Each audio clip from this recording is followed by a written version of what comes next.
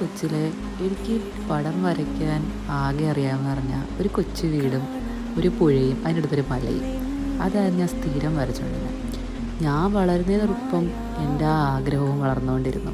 അന്നേ ഉള്ളൊരാഗ്രഹമാണ് ഇതുപോലൊരു കൊച്ചു വീട്ടിൽ താമസിക്കണം എന്നുള്ളത്. അധികം ആളും പേരും ഒന്നുമില്ലാതെ സമാധാനമായിട്ട്. അപ്പോൾ ഞങ്ങൾ ഒരു കസോളി യാത്ര പിടിക്കാമെന്ന് കരുതി. ലാപ്പാസ എന്ന് പറഞ്ഞൊരു വില്ലേജിലായിരുന്നു അന്ന് ഞാൻ പോയിരുന്നത്.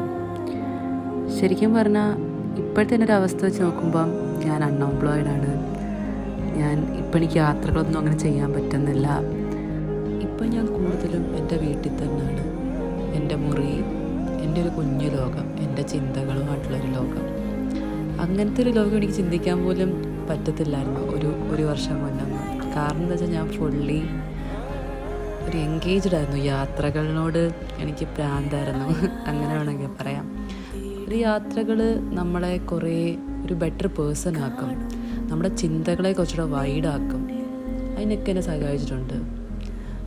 ഞാൻ എത്രത്തോളം ഏത് തരത്തിലുള്ളൊരു വ്യക്തിയാണെന്നും എന്നെ മനസ്സിലാക്കി തന്നിട്ടുണ്ട്.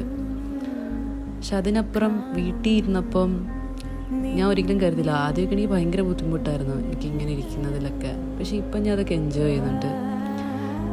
നമ്മൾ പുറമേ അല്ലാതെ ഒരു റൂമിലിരുന്ന് തന്നെ നമുക്ക് നമ്മുടെ ചിന്തകൾ കൊണ്ട് തന്നെ പല യാത്രകൾ ചെയ്യാൻ പറ്റും.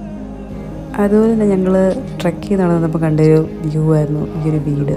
ഞാനും എൻ്റെ പാർട്ട്ണറുടെ ഇവിടെ നിന്നിരുന്ന് അന്ന് ഞാനൊരു സ്വപ്നം കാണുമായിരുന്നു ഈ വീട്ടിൽ ഇരുന്നുകൊണ്ട് ഞാനും എൻ്റെ പാർട്ട്ണറും ഒരു സമയത്ത് ഇതുപോലെ സ്ഥലത്തും താമസിക്കണമെന്നൊക്കെ.